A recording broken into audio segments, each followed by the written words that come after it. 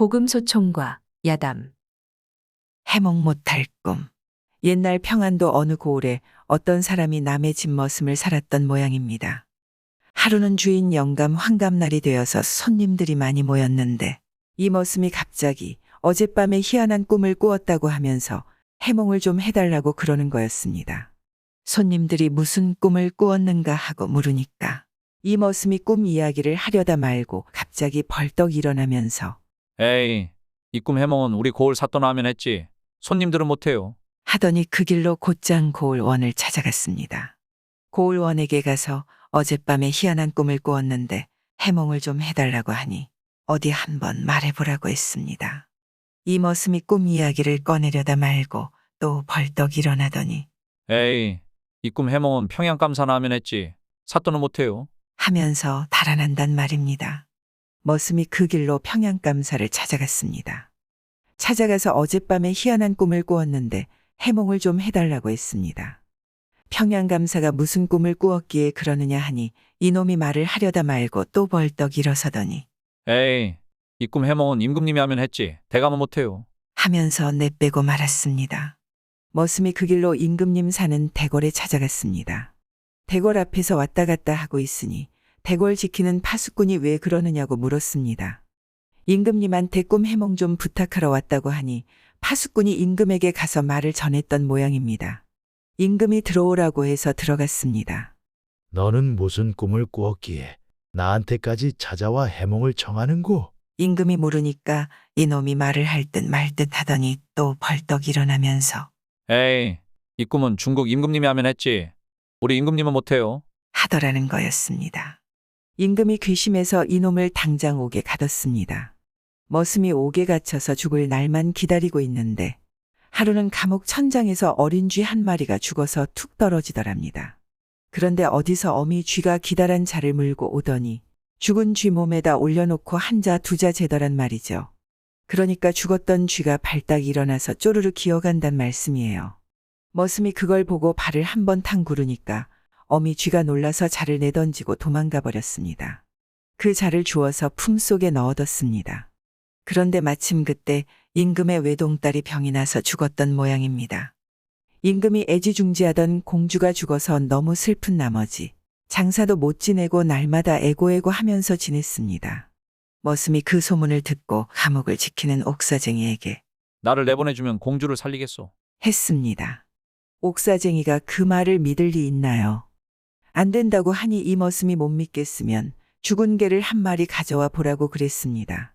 옥사쟁이가 긴가민가 하면서도 죽은 개를 가져다 놓으니까 남들이 안 볼 때 자로 한 자 두 자 재어서 턱 살려놓았습니다.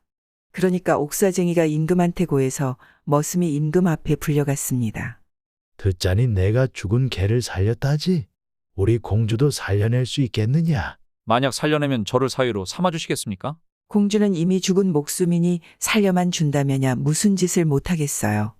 임금이 그럼하고 했지요. 그러니까 머슴이 외딴 방 하나를 치우고 향불을 피워놓으라고 했습니다.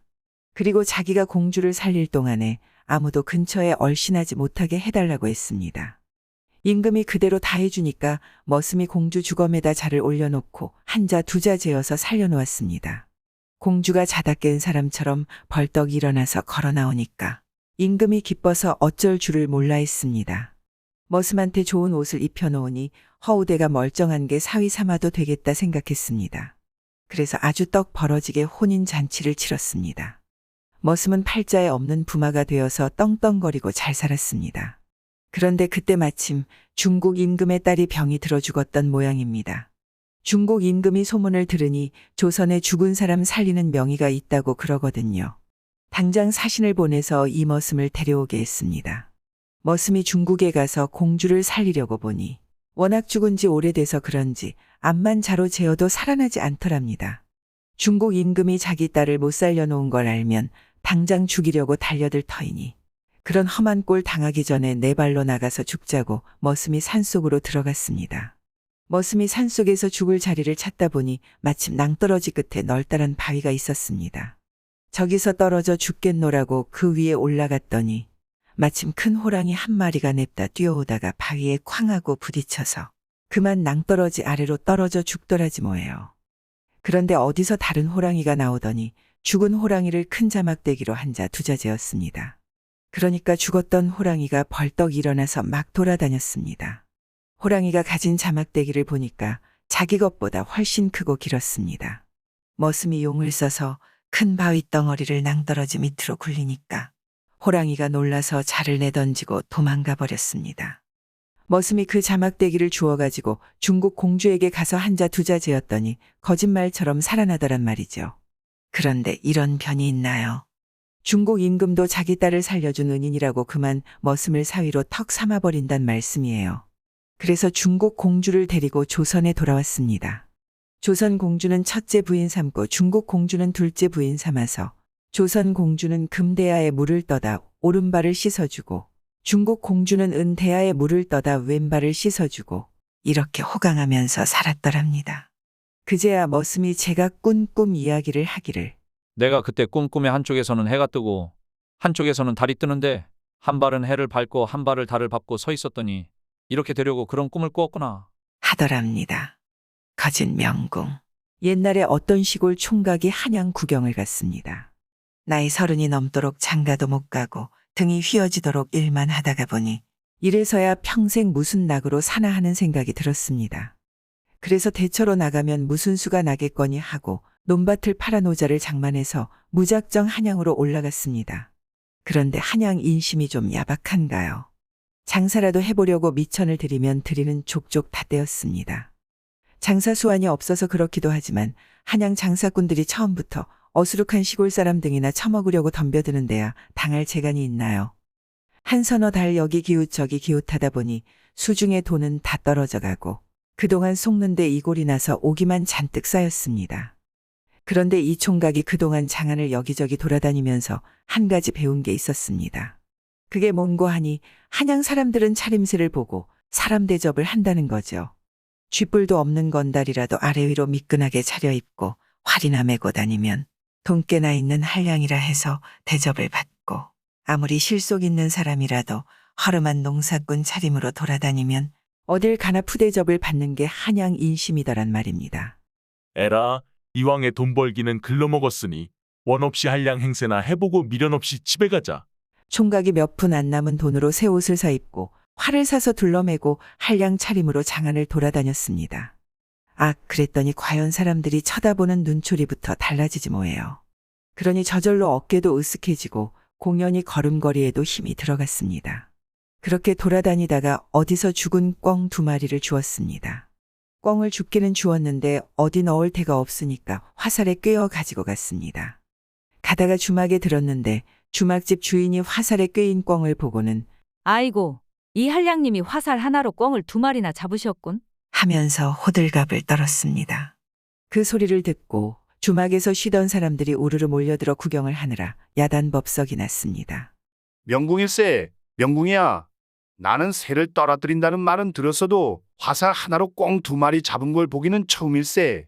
몰려든 사람들이 모두 무릎을 치며 감탄을 했습니다. 구태여 그게 아니라고 변명을 하기도 쑥스럽고 해서 그러나 마나 가만히 있었습니다. 그랬더니 그 중에 한 사람이 나서서 소매를 잡아 끌어 나는 정승대행 문객인데 기니 드릴 말씀이 있으니 같이 가시죠. 그래서 그 사람을 따라 나섰습니다. 어디로 가는 거 했더니 곧바로 정승네 집으로 가더랍니다. 고래등 같은 기와집으로 들어가더니 정승 앞에 데리고 가서 대감, 이 사람이 보기 드문 명공이라 데리고 왔습니다. 하였습니다. 정승이 반색을 하더니 좌우를 물리고 가만히 말하기를 며칠 전부터 우리 집에 괴이한 일이 생겨서 명공을 찾고 있었네. 다름 아니라 뒷마당 감나무에 밤만 되면 부엉이 한 마리가 와서 울고 가는데 그 일이 있고부터 집에 우환이 끊이지 않는다네. 벌써 아들 셋을 잃고 딸 하나 남았는데 또 부엉이가 와서 우는 날이면 하나 남은 딸마저 잃을까 두려우이. 그동안 내로라 하는 명공을 다 불러다 일을 맡겼지만 아무도 부엉이를 쏘아 마치지 못했다네. 부탁건대 오늘 밤 우리 집에 묵으면서 그놈의 부엉이를 쏘아 잡아주게나. 그러면 내 그 은혜는 잊지 않음세. 이런단 말입니다. 총각이 듣고 보니 앞일이 막막하였습니다. 활시위를 어떻게 당기는지도 모르는 판에 내로라 하는 명궁도 못 잡은 부엉이를 잡으라니 될 말인가요. 그렇다고 이제 와서 못하겠다고 물러설 수도 없는 노릇이었습니다. 에라 모르겠다 하고 큰 소리를 쳤습니다. 염려 놓으십시오. 내 오늘 밤에 틀림없이 그놈의 왼눈을 쏘아 마치지요. 이렇게 큰 소리는 쳐놓았는데 막상 밤이 되니 눈앞이 캄캄했습니다. 그런데 하늘이 무너져도 솟아날 구멍이 있더라고 궁리하다 보니 좋은 수가 번개같이 떠올랐습니다. 아, 어떻게든 부엉이만 잡으면 됐지. 그놈의 것을 꼭 활로 쏘아 잡으라는 법은 없지 않은가요? 총각이 어두워지기를 기다려 옷을 훌을 벗고 맨살에다 온통 새까맣게 먹칠을 해가지고 부엉이가 날아든다는 감나무 위로 기어 올라갔습니다. 올라가서 나뭇가지에 딱 붙어서 매달려 있었습니다. 온몸에 먹물을 칠해놨으니까 깜깜한 밤에 부엉이 아니라 부엉이 할아비 눈에도 띌 리가 없죠. 그렇게 나무에 매달려 기다리다 보니 아닌 게 아니라 밤이 이슥해지니까 어디서 부엉이 한 마리가 푸덕푸덕 날아오더니 바로 윗가지에 앉았습니다. 총각이 얼른 손을 뻗쳐 부엉이 모가지를 잡아 단번에 비틀어 죽였습니다. 죽은 부엉이 왼눈에다가 화살을 박아서 마당에 던져놨습니다. 그래놓고 몸을 씻고 옷을 입고 들어와 잠을 잤습니다. 이튿날 아침에 정승이 마당에 나가보니 과연 부엉이가 왼눈에 화살을 맞고 죽어 있었습니다. 정승이 무릎을 치며 탐복을 했습니다. 야, 참으로 용한 재주로군. 100년에 하나 나올까 말까 한명궁일세. 정승이 좋아라 하면서 당장 이 총각을 사위로 삼았습니다. 총각이 아니었으면 하나 남은 딸마저 죽었을 터인데 총각 덕분에 죽을 목숨이 살았다고 말이에요. 이래서 참 팔자가 폈습니다. 정승 딸을 아내로 맞아 정승네 집 이웃에 살림을 나서 참 재미나게 잘 살았습니다. 그런데 살다 보니 딱한 일이 생겼습니다. 나라에서 활쏘기 대회를 한다고 합니다. 활쏘기 대회를 한다고 온 나라에서 명궁들이 모여드는데 천하명궁이라고 소문난 이 사람이 안 나간 데서야 말이 되나요? 장인이고 아내고 등을 떠다미는데 어쩌겠어요. 할 수 없이 활을 둘러매고 나갔습니다. 나가기는 했는데 다른 사람들이 활을 쏘는 것을 보니 기가 콱 질렸습니다. 모두들 수백 걸음 밖에서 관역을 겨냥해 시위를 당기는데 쏘았다 하면 관역 한복판에 싱싱 나라가 박혔습니다. 저는 뭐 활대를 어떻게 들고 어떻게 겨냥하는지도 모르니 오금이 저릴 밖에요. 모두들 활을 다 쏘고 드디어 이 사람 차례가 되었습니다. 이 사람이 활을 들고 나가 서기는 했는데 어떻게 해야 할 바를 몰라서 그냥 활시위만 잔뜩 당기고 가만히 서 있었습니다. 어떻게 쏘는지 알아야 쏘든지 말든지 하죠. 구경하는 사람들이 모두 숨을 죽이고 보고 있는데 아무리 기다려도 활시위를 놓지 않는단 말이에요. 한나절 동안 그러고 서 있으니 장인이 답답해서 이 사람아, 어서 활을 쏘지 않고 뭘 하고 있어? 하고 팔을 툭 건드렸습니다. 그 바람에 화살이 시위를 떠나 휙 날아갔습니다. 날아가서 어디로 갔는고 하니 이게 관역 쪽으로 안 가고 하늘 위로 날아갔습니다. 그런데 마침 그때 하늘에 솔개 2마리가 날아가고 있었습니다. 화살이 용하게 그중 한 마리를 맞춰 떨어뜨렸습니다. 그것도 아주 신통하게 왼눈을 딱 맞췄습니다. 구경하던 사람들이 모두 입을 딱 벌리고 감탄을 하는데 정작 활을 쏜 사람은 에이, 장인어른 때문에 이를 그르쳤습니다. 가만히 두었으면 2마리를 한꺼번에 맞췄을 건데 팔을 건드리는 바람에 1마리밖에 못 맞췄지 않습니까? 네, 이제 다시는 활을 쏘나 보세요. 이러고 투덜거렸습니다. 그 뒤로 참 다시는 활을 안 쏘았답니다. 며느리감 고르기. 옛날에 어떤 양반집 아들이 장성하여 장가들 나이가 되었습니다. 그런데 이 집 아들이 5대 독자입니다. 5대 독자니 좀 귀한 아들인가요? 귀한 아들이라고 금이야 오기야 하고 키웠더니 암사내가 되어서 세상 물정을 몰랐습니다. 아버지가 가만히 보니까 저래 가지고는 장가를 보내도 살림이나 제대로 지키고 살지 못할 것 같단 말이에요. 그래서 며느리를 아주 똑똑하고 당찬 사람으로 구해야 되겠다. 이렇게 생각했습니다. 그래야 아들 녀석도 살림 지키고 사는 법을 배울 테니까요. 그래서 며느리감을 구하노라고 동네방네 소문을 냈습니다. 어떻게 소문을 냈는고 하니 누구든지 자기 집에 와서 쌀 1말 가지고 세 식구가 석 달을 먹고 살면 며느리로 삼겠노라 이렇게 했습니다. 그러니까 남자 종하고 여자 종을 하나씩 달리고 쌀 1말을 주면 그것으로 세 식구가 석 달을 먹고 살라는 말이었습니다. 그렇게 소문을 내놓으니 여기저기서 한다 하는 양반집 처녀들이 며느리 되겠다고 왔습니다. 양반집이고 살림도 넉넉하고 하니 혼처야 그만한 데가 없지요. 그래서 많이들 왔는데 처녀가 오면 남자 종과 여자 종을 하나씩 달려서 따로 거처를 마련해주고 쌀 한 말 갖다 놓고는 그만이었습니다. 그걸로 석 달을 버텨보란 말이죠. 그런데 오는 처녀마다 석 달은커녕 한 달을 채 못 넘겼습니다. 어른 하나가 못 먹어도 한 달에 한 말은 먹어야 사는데 아무리 양을 줄여도 그것 가지고는 석 달을 못 버티겠거든요. 쌀 한 줌씩 넣어 죽을 끓여 하루에 2끼씩 먹어도 한 달 버티기 힘들죠. 그러니 오는 처녀마다 아껴 먹다가 쌀 떨어지면 두 손 들고 가버리지 뭐 어떻게 하겠어요. 그런데 그 집 이웃 마을에 아주 가난한 농사꾼이 살았습니다. 이 농사꾼한테 관연한 딸이 하나 있었는데 집안 형편이 워낙 어려워서 여태 시집을 못 보냈습니다. 그 딸이 하루는 아버지한테 저 건너 양반댁에서 살 한 말로 세 식구가 석 달을 먹으면 며느리 삼겠노라 한다는데 제가 한번 가보겠습니다. 하였습니다. 그래서 아버지가 한다는 양반집 규수들도 왔다가 한 달을 못 버티고 돌아갔다는데 내가 무슨 재주로 석 달을 버티겠느냐? 하고 말렸습니다. 그래도 딸은 염려 마시고 보내만 주십시오. 하였습니다. 그래서 보내줬습니다. 이 처녀가 양반 집에 가니까 종내외를 딸려서 쌀을 딱 한 말 주고는 그만이었습니다. 그런데 다른 사람 같으면 쌀을 한 홉씩 두 홉씩 내다가 죽을 순다 어쩐다 수선을 피울 텐데 이 처녀는 무슨 생각이 있는지 첫날부터 쌀 한 대를 뚝딱 퍼서 밥을 푸지게 지어놓고 먹자고 했습니다. 종들이 도리어 걱정이 돼서 아, 이렇게 먹어가지고는 열흘을 못 넘깁니다. 해도 그저 아무 염려 말고 실컷 먹으라고 했습니다. 그 이튿날도 쌀 한 대 뚝딱 퍼서 밥을 지어놓고 배를 두드려가면서 먹고 또 그 다음 날도 그러고 이렇게 한 사흘 지낸 뒤에 이 처녀가 종들을 불러놓고 자, 이제 먹을 만큼 먹었으니 슬슬 일하러 나가자고요. 나하고 아주머니는 들에 가서 나무를 캐고 아저씨랑 산에 가서 하루 한 짐씩 나무를 해오면 그걸 팔아서 양식을 사다 먹자고요. 이러는 거였습니다. 그게 이 처녀 꿍꿍이 속이었습니다. 아, 가만히 앉아서 아무리 아껴봐야 쌀이 줄지 어디 늘기를 하나요. 일을 하면 절로 돈도 생기고 쌀도 생기고 하니 무슨 걱정이 있겠어요. 참, 그래서 그날부터 세 식구가 일을 했습니다. 여자 둘은 나무를 캐다가 팔고 남자는 나무를 해다가 팔고 그 돈으로 쌀을 사다 들여놓으니 먹는 것보다 쌓이는 게 더 많아졌습니다. 석 달 동안 실컷 먹고도 쌀이 한 감 하나 남았습니다. 석 달이 지나서 주인 양반이 어떻게 됐나 하고 와보니 쌀을 가마째로 쌓아놓고 살고 있었습니다. 무릎을 탁 쳤습니다. 옳거니 너야말로 내 며느리로구나. 바로 나를 받아 혼례를 올리도록 하자. 이렇게 해서 처녀는 양반집 며느리가 되었는데 그 뒤로 자기도 억척같이 일하고 제 남편도 일을 고되게 시켜서 아주 듬직한 사내로 만들어놨답니다. 남정내고 안악내고 간에 일 안 하고서야 사람 구실을 할 수 있나요? 백정과 어사.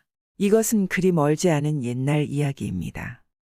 서울 성밖에 고시 성을 가진 백정이 한 사람 있었는데 억척으로 일을 해서 돈을 수만금 모았습니다. 근처에서는 견줄 사람이 없을 만큼 부자가 되었습니다. 그런데 백정이 아무리 부자가 되면 뭐해요? 천한 백정이라고 어른 아이 할 것 없이 이놈 저놈 해대니 천대 안 받고 가난하게 사느니만 못하죠.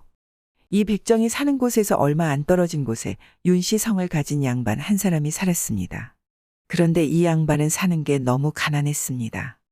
너무 가난해서 먹고 살 길이 없으니까 나랏돈을 좀 꾸어다 쓴 모양인데 그것도 못 갚을 형편이 되었습니다. 나랏돈을 갚아야 할 기한이 내일 모레라 이 양반은 그저 죄받기를 기다리는 중이었습니다. 백정이 그 사정을 알고 하루는 남의 눈을 피해 밤중에 가만히 돈을 한 바리 싣고 양반 집을 찾아갔습니다.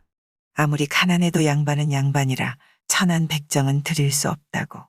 하인들이 문간에서 내쫓는 것을 어찌어찌 빌고 빌어서 겨우 양반을 만났습니다. 감히 고개도 못 들고 꿇어앉아서 외람된 말씀이오나 듣자니 나리께서 나랏돈을 갚지 못해 걱정하신다게 돈을 좀 싣고 왔습니다. 천한 돈이나마 소용에 닿으시거든 거두어 주십시오. 하면서 돈을 내놓았습니다. 양반이 보니 그 돈이면 빌려 쓴 나랏돈을 갚고도 남았습니다. 물에 빠진 사람이 배를 만난 격이지만은 양반 체면에 넙죽 받을 수 있나요? 점잖게 사양을 했습니다. 그것이 너한테도 중한 돈일 터인데 내가 어찌 까닭없이 받겠느냐? 소인이 비록 미천한 몸이지만은 모아놓은 돈이 조금 있습니다. 이것을 드린다고 해서 먹고 사는 데는 아무 지장이 없으니 괴념치 마시고 받아주십시오. 이쯤 되니 양반도 더 사양을 못하고 돈을 받았습니다. 그 돈 덕분에 양반은 나랏돈을 갚고 한숨 돌리게 되었습니다. 그러고 난 뒤에 얼마 안 있어 백정은 가산을 모두 팔아가지고 서울을 떠나 저 경상도 안동 땅으로 내려갔습니다. 천대받고 사는 것이 하도 싫어서 내일 모레 죽는 한이 있더라도 양반 행세나 한번 해보자고 내려갔습니다. 낯설고 물선 곳에 가면 저를 알아보는 사람도 없을 테니 양반 행세를 한들 어떠려 싶었던 게죠.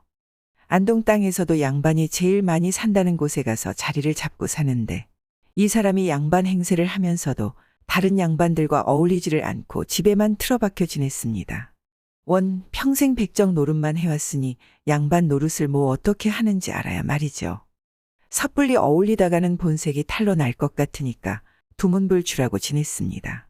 그러니까 다른 양반들이 저렇게 예의범절도 모르는 걸 보니 필시 근본도 없는 상건 나부랭이일 거라느니 뭐니 별별 소리를 다 했습니다.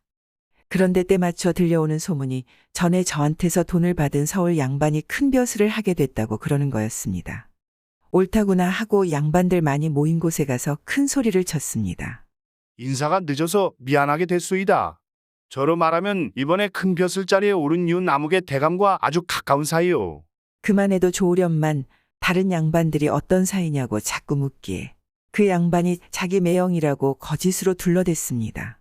그 뒤로부터는 다른 양반들도 괄시를 못하더랍니다. 본래 양반이라고 하는 것이 높은 벼슬아치라면 껌벅 죽는 데다. 촌수라면 사돈의 팔촌까지도 끌어대기 좋아하는 사람들이니 그럴 수밖에요. 아, 그러고 그냥 넘어갔으면 좀 좋아요. 이 소문이 퍼지고 퍼져서 그 고을에 와 있던 암행어사 귀에까지 들어갔습니다.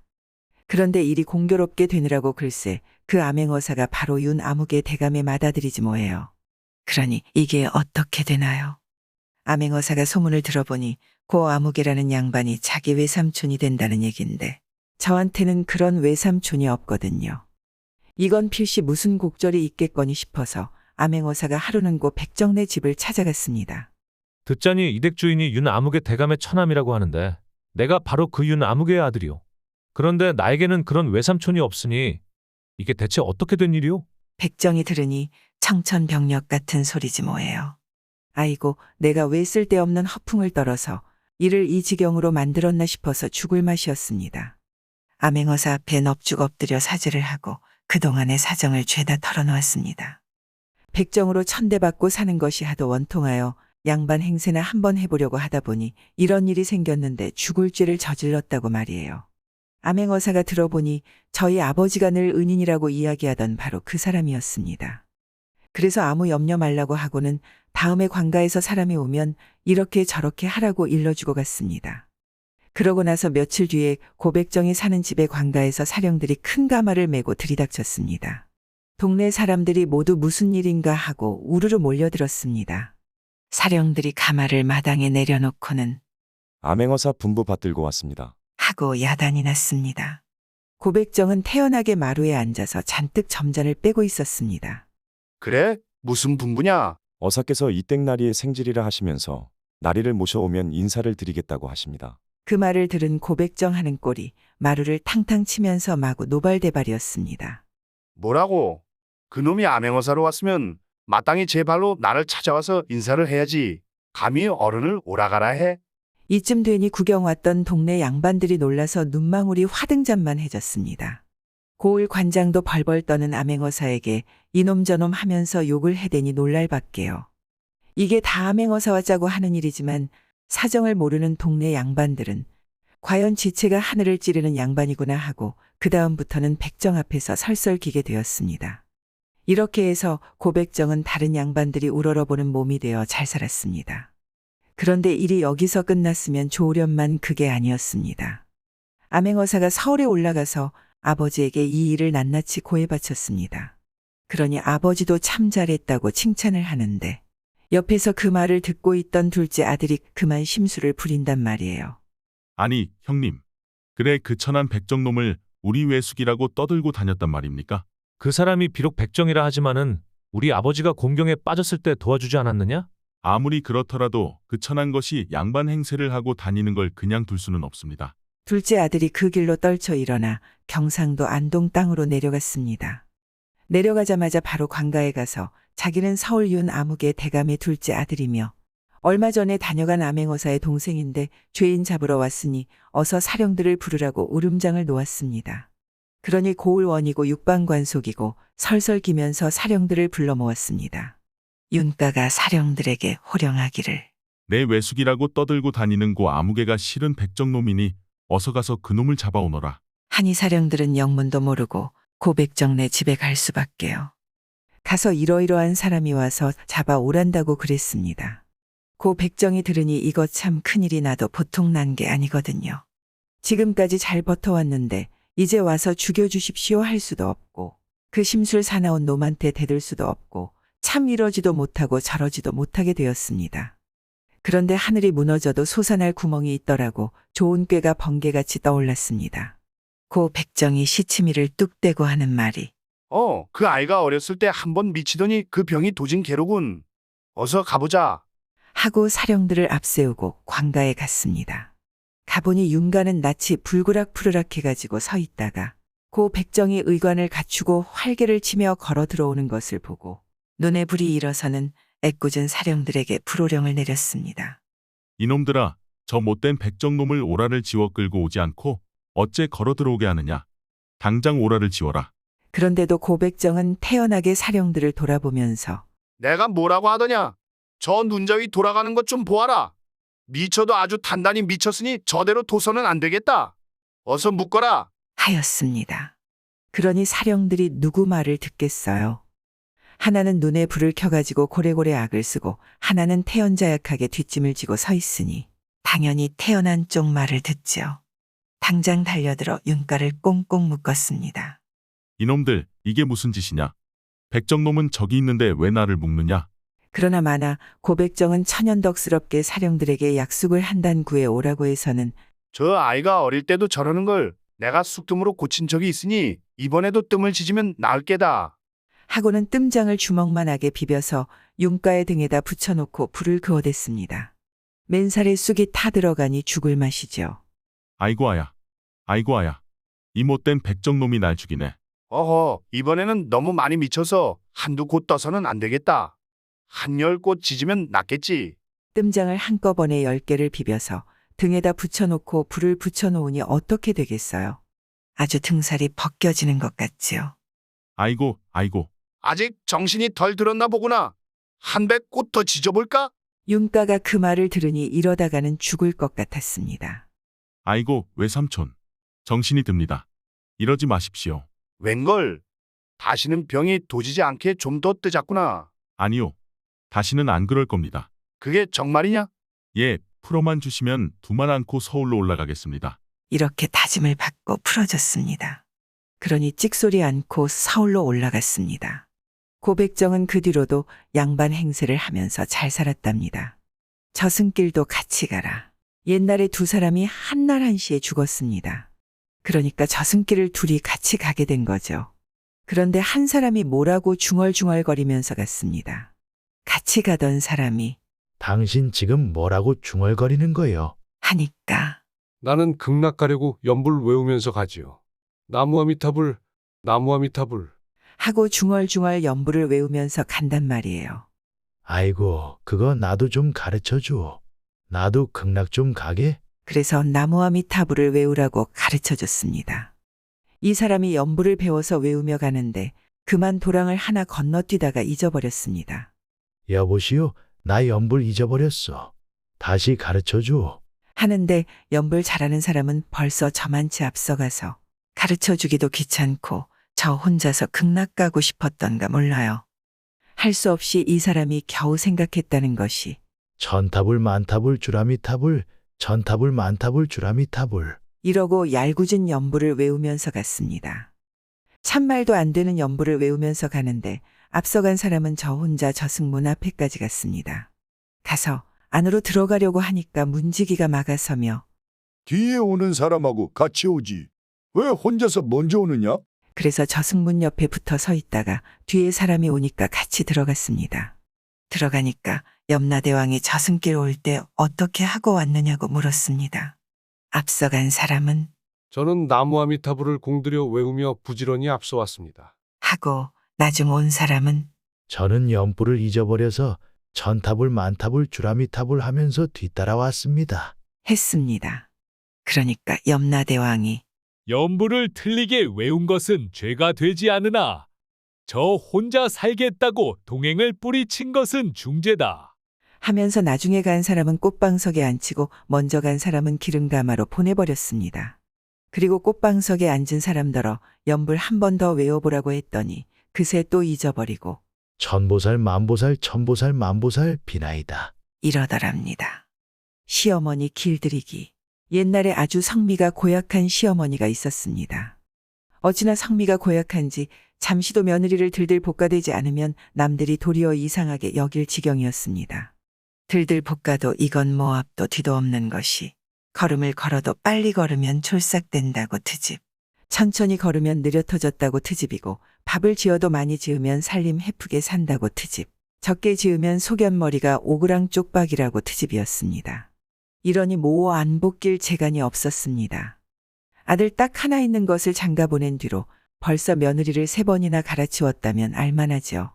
첫 번째 며느리는 시어머니 앞에서 방귀 뀌었다고 소박 놓고, 두 번째 며느리는 밥상 나르다가 엎질렀다고 쫓아내고, 세 번째 며느리는 트집 잡을 것이 없으니까 말벌은 나쁘다고 친정에 보내버렸습니다. 이렇게 며느리를 3씩이나 쫓아내고 나니 아무도 이 집에 시집오려고 하는 처녀가 없었습니다. 아, 어느 정신 나간 처녀가 그런 집구석에 시집 가려고 하겠어요. 그런데 그 동네에 참 정신 나간 처녀가 하나 있었던지 제 발로 그 집에 시집을 가려고 한단 말이에요. 처녀 부모가 길을 쓰고 말렸지만 한사코 가겠다고 그랬습니다. 너 그 집에 시집가서 3달을 넘긴 며느리가 없다는 걸 알고 하는 소리냐? 모르고 하는 소리냐? 저한테도 다 생각이 있어서 그러니 염려 말고 보내주십시오. 제가 기어코 가겠다는 걸 어떻게 하겠어요. 보냈지요. 시어머니는 3번째 며느리를 쫓아내고 나서 심술 부릴 데가 없어 심심하던 차에 새 며느리가 들어오니 고양이 쥐 만난 듯이 들들 볶아대기 시작하는데 그래도 새 며느리는 낯빛 한 번 안 바꾸고 고분고분했습니다. 그저 예. 잘못했습니다. 하면서 때리면 맞고 차면 차이고 이렇게 지낸단 말이에요. 보다 못한 시아버지가 며느리더러. 예. 너희 시어머니 등살에 내가 명대로 못 살겠다. 그만 친정으로 가는 게 어떠냐? 하니 며느리는 생글생글 웃으면서 어머님께서 제 잘못을 일깨워 주시는데 무엇이 덜 차서 친정에 가겠습니까? 이러고 말았습니다. 이게 소문이 나서 온 동네 사람들이 하늘 아래 저렇게 착한 며느리는 없을 거라고 입에 침이 말랐습니다. 그러다가 하루는 며느리가 시아버지와 남편이 없는 사이에 새끼줄 한 타래와 회초리를 들고 시어머니 앞에 갔습니다. 이 못된 거사, 그건 무엇하러 들고 왔느냐? 예, 어머님 버릇 고쳐드리려고 그럽니다. 며느리가 낯빛도 안 바꾸고 생글생글 웃으며 시어머니를 새끼줄로 꽁꽁 묶어서 문고리에 매달아 놓고 회초리 든 손에 침을 탁 뱉었습니다. 시어머니는 갑자기 당한 일이라 말도 못하고 눈알만 굴리며 묶여 있는데 며느리는 태연하게 어머님이 미워서 이러는 게 아니라 버릇을 고쳐드리려고 이러는 것이니 고깝게 생각하지는 마십시오. 하더니 회초리로 시어머니를 사정없이 두들겨 패는 거였습니다. 시어머니는 하도 어이없고 분하고 원통해서 꺽꺽거리며 숨 넘어가는 소리만 냈습니다. 며느리는 한참 그렇게 매질을 하고 나서 오늘은 이쯤 해두겠습니다만 어머님이 버릇을 못 고치시면 또 회초리를 들 수밖에 없으니 그리하십시오. 하고 시어머니를 풀어줬습니다. 그러고 나서 잽싸게 숨어버리니 시어머니는 화풀이할 데가 없어서 맨발로 문 밖에 나가 고래고래 악을 썼습니다. 아이고, 동네 사람들. 내 말 좀 들어보소. 우리 집 며느리가 날 때렸어. 날 때렸어. 아, 그러면 동네 사람들이 그 말을 믿겠어요. 착하다고 소문난 며느리가 시어머니를 때렸다는 말을 누가 믿겠느냔 말이에요. 모두들 저 할망구가 며느리한테 행악질하다가 기어이 미쳐버렸다고 손가락질을 하였습니다. 동네 사람들이 아무도 제 말을 안 믿어주니까 시어머니는 분을 못 이기고 남편이 일하는 곳에 가서 대성통곡을 했습니다. 아이고, 영감. 며느리가 날 때렸다오. 아이고, 분해. 그러면 누가 믿을까요? 쯧쯧. 저 할망구가 이제는 아주 돌아버렸군 그래. 아, 그걸 말이라고 해? 이번에는 아들한테 달려가서 땅을 치며 하소연을 하였습니다. 얘야, 세상에 이런 일이 어디 있느냐? 내 색시가 날 때렸단다. 아들인 늘 그 말을 믿겠어요. 나 원참 어머니도 꾸며대려면 좀 그럴듯하게 꾸며대세요. 이러니 시어머니는 속이 탔습니다. 속이 타서 아주 새까맣게 된들 무슨 방도가 있나요? 저녁이 되어 시아버지와 남편이 돌아오니까 며느리는 언제 그랬느냐는 듯이 고분고분해져서 시어머니가 욕지거리를 퍼부어도 예. 잘못했습니다. 하면서 때리면 맞고 차면 차이고 이러는 거였습니다. 그럴수록 시어머니 속은 더 부글부글 끓었습니다. 그 이튿날 시아버지와 남편이 일하러 나가자마자 며느리는 또 시어머니를 새끼줄로 꽁꽁 묶어놓고 회초리로 두들겨 팼습니다. 어머님이 아직도 버릇을 못 고치셨으니 이럴 수밖에 없습니다. 그날도 시어머니는 며느리한테 실컷 두들겨 맞고 동네방네 떠들고 다녔지만 아무도 믿어주는 사람이 없었습니다. 그 이튿날 시아버지와 남편이 나간 뒤에 며느리가 또 새끼줄과 회초리를 들고 시어머니한테 갔습니다. 그랬더니 시어머니가 그만 눈물을 줄줄 흘리면서 오냐, 내가 잘못했다. 이제 다시는 안 그럴 터이니 이제 그만해라. 하고 싹싹 빌었습니다. 그러니 며느리도 매질한 것을 사죄하고 그 다음부터는 더 극진히 효도하면서 살았습니다. 형제의 재주. 옛날 어느 곳에 한 호러미가 어린 아들 둘을 데리고 살았습니다. 혼자 몸으로 아들 둘을 키우려니 얼마나 고생이 많겠어요. 그래도 어머니는 고생을 낙으로 삼고 삭바느질의 날품팔이로 한 푼 두 푼 돈을 모아가며 아들을 잘 키웠습니다. 그렇게 아들을 키워서 형 나이 12살, 아우 나이 10살이 되었을 때 어머니가 두 아들을 불러놓고 사내가 큰일을 하려면 집안에만 틀어박혀 있어서는 안 된다. 너희들도 이제 나이가 들 만큼 들었으니 집을 떠나 제주껏 공부를 하고 오너라. 내 그동안 한 푼, 두 푼 모아놓은 돈을 나누어 줄 터이니 그것으로 10년 동안 공부를 하고 10년이나 지나거든 돌아오너라. 하고 돈꾸러미를 하나씩 내줬습니다. 아들들은 어머니한테 하직 인사를 하고 집을 떠나 제각기 갈 길로 갔습니다. 그러고 난 뒤에 어머니는 혼자서 온갖 꾸준히를 하면서 10년이 되기를 기다렸습니다. 1억으로 10년이 되어서 아들 둘이 돌아왔는데 참 훤칠한 장골이 되어가지고 왔습니다. 셋이서 반갑다고 얼싸안고 그동안 잘 지냈느냐, 고생이 얼마나 많았느냐 이렇게 인사를 나누고 나서 그래, 그동안 어디 가서 무엇을 배워왔느냐? 하고 어머니가 물었습니다. 그랬더니 형은 몹시 부끄러워하면서 그동안 배운 거라고는 도둑질하는 재주밖에 없습니다. 하고 아우는 불도를 닦아 부처님의 영험하신 힘을 빌리는 재주를 배워왔습니다. 하였습니다.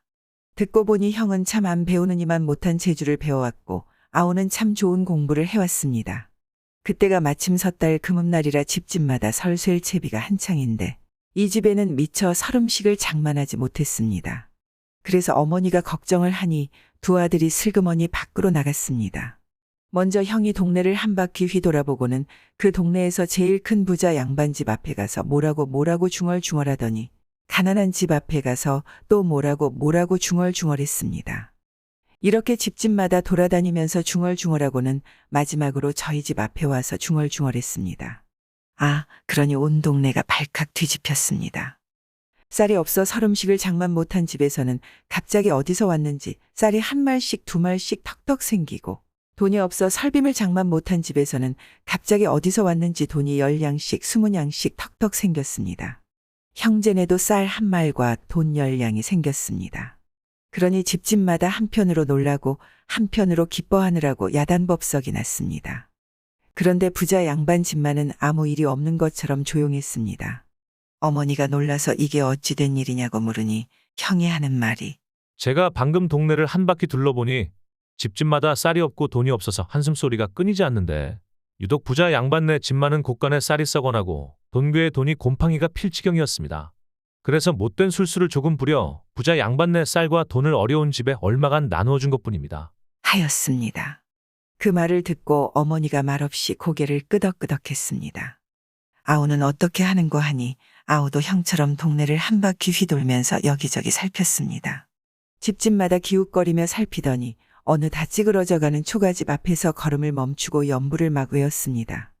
한참 연부를 외우고 나서 집으로 돌아오더니 어머니더러 어머니, 제가 방금 부처님의 힘을 빌려 좋은 설음식을 장만해 놓았습니다. 어서 소뚜껑을 열어보세요. 하였습니다. 어머니가 솥뚜껑을 열어보니 아까까지만 해도 비어있던 솥 안에 커다란 대구 한 마리가 솥이 넘치게 들어있었습니다. 어머니가 놀라서 어찌 된 일이냐고 물었습니다. 그랬더니 아우는 제가 방금 동네 여기저기를 다니다 보니 마침 한 집에 좋은 대구 한 마리가 있기에 부처님의 힘을 빌려 어머니 드리려고 여기 갖다 놓은 것입니다. 이랬습니다. 그 말을 듣고 어머니가 크게 야단을 쳤습니다. 마지는 비록 도둑질을 배웠다고 하나 그 재주를 옳은 일에 쓰는데 너는 어찌 그 좋은 재주를 잘못 써서 부처님을 욕되게 하느냐?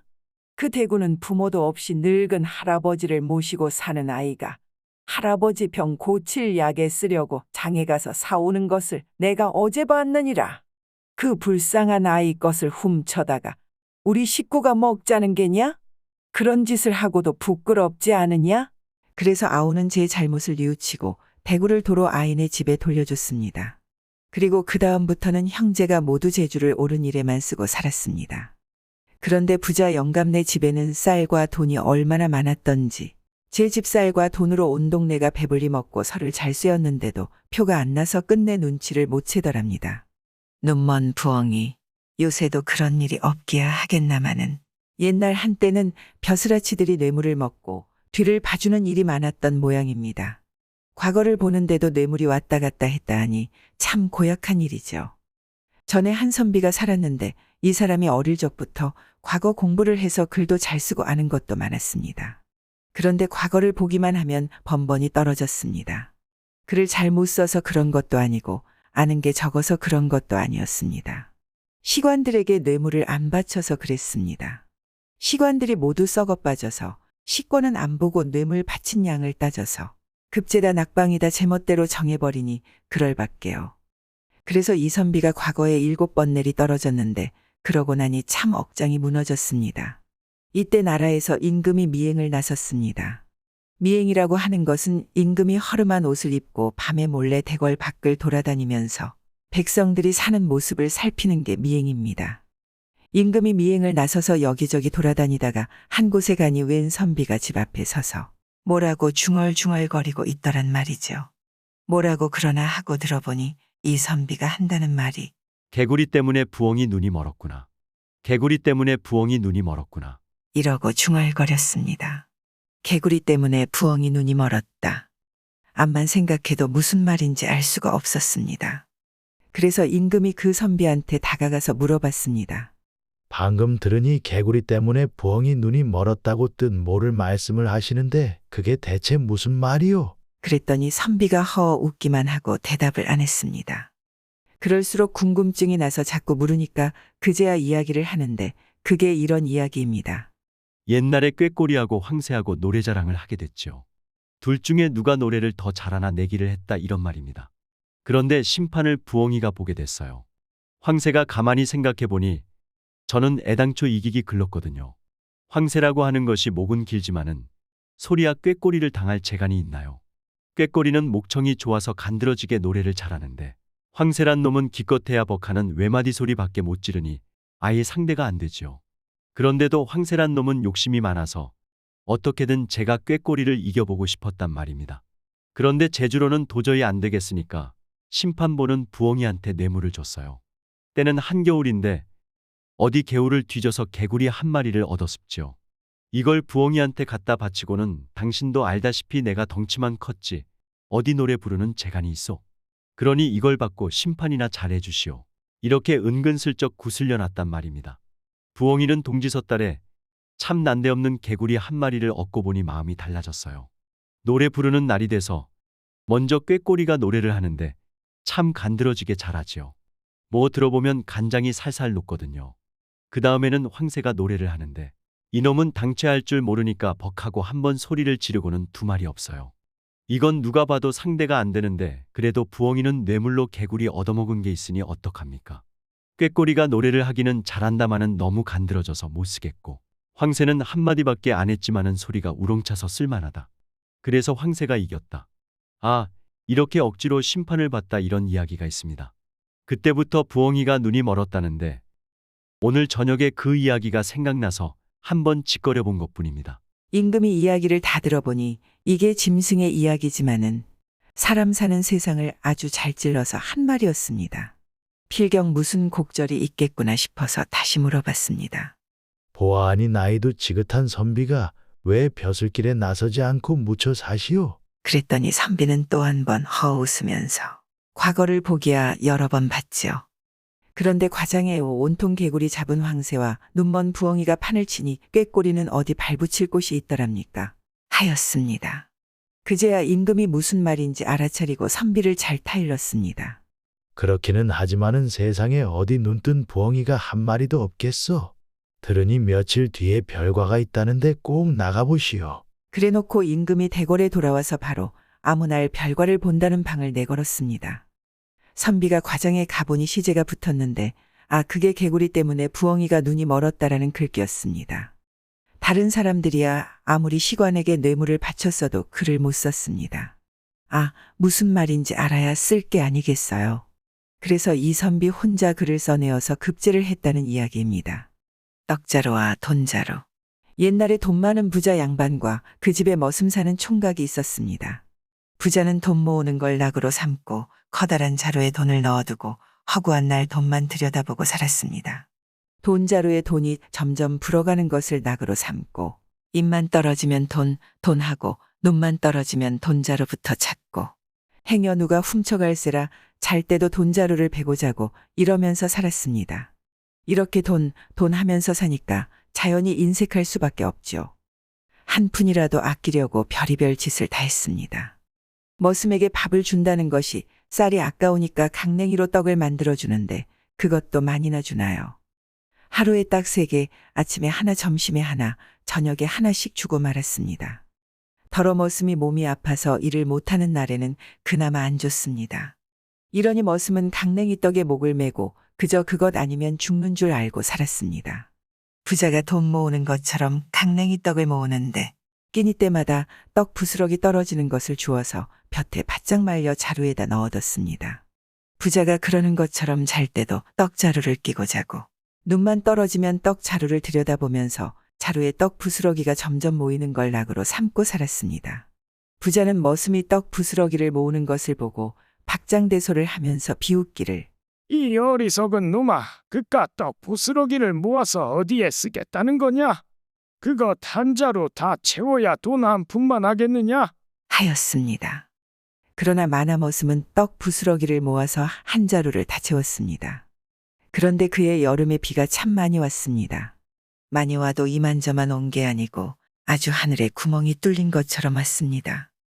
한 달 이래를 내리 비가 쏟아붓는데 처음에는 논밭이 물에 잠기더니 다음에는 길이 잠기고 그 다음에는 집이 물에 잠겼습니다. 이렇게 되니 온 동네 사람들이 산 꼭대기로 피난을 갔습니다. 물을 피해 산으로 올라가는 사람이 집을 떠메고 갈 수가 있나요? 집집마다 제일 귀한 것 하나씩만 메고 지고 갔습니다. 부자와 머슴도 피난을 갔는데 부자는 돈자루가 제일 귀하니까 돈자루를 짊어지고 가고 머슴은 떡자루가 제일 귀하니까 떡자루를 짊어지고 갔습니다. 산꼭대기에 올라가서 자리를 잡고 앉았는데 하루 이틀이 지나도 물이 줄어들 기미가 안 보였습니다. 사흘 나흘이 지나도 그대로였습니다. 그러니 당장 급한 게 먹을 것이었습니다. 머슴은 떡 자루에서 떡 부스러기를 한 줌씩 꺼내어 맛있게 먹는데 부자는 돈자루에서 돈을 꺼내 먹을 수는 없는 노릇이니 딱했습니다. 부자는 머슴 옆에 앉아서 떡 부스러기를 한 줌 나누어 주기를 기다렸지만은 머슴이란 놈은 주인이 배를 고른 걸 아는지 모르는지 저 혼자만 먹는단 말이에요. 그것 좀 달라고 하자니 주인 체면이 깎일 것 같고 그래서 배고픈 걸 참고 견뎠습니다. 그런데 한 닷새 지나니까 부자 뱃속에서는 꼬르륵 소리가 진동을 하고 눈앞이 흐릿흐릿해지는데 이러다가는 굶어 죽을 것 같았습니다.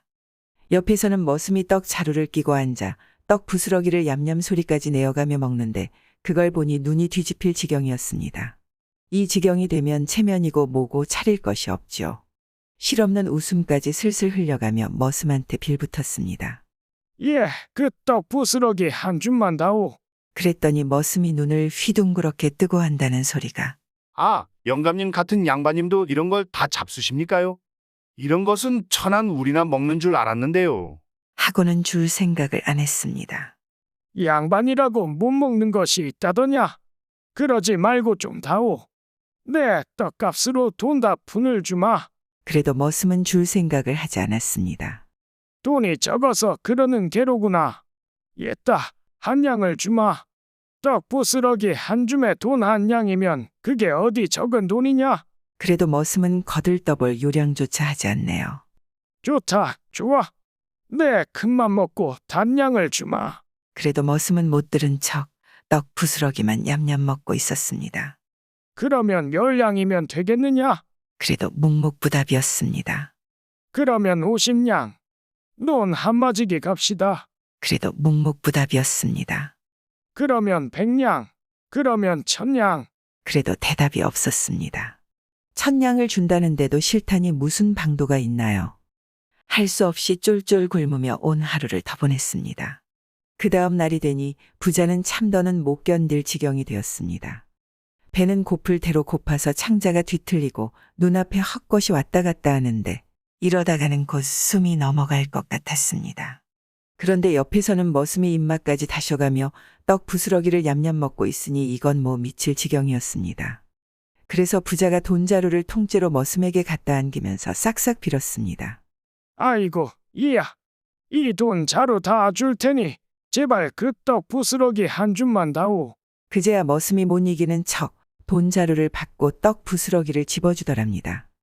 부자는 애지중지하던 돈자루를 제 입으로 돈 한 푼보다 못하다고 한 떡 부스러기 한 줌하고 바꾼 셈이었습니다.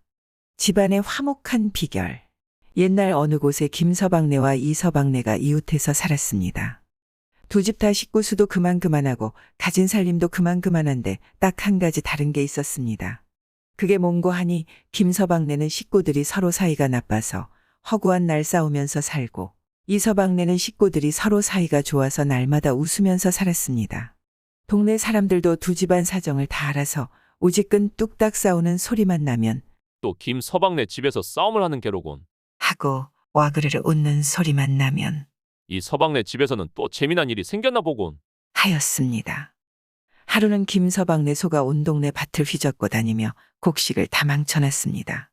김서방이 풀 먹이느라 소를 언덕 위에 메어 놓았는데 식구들이 안 보는 사이에 소가 고삐를 끊고 달아난 거죠.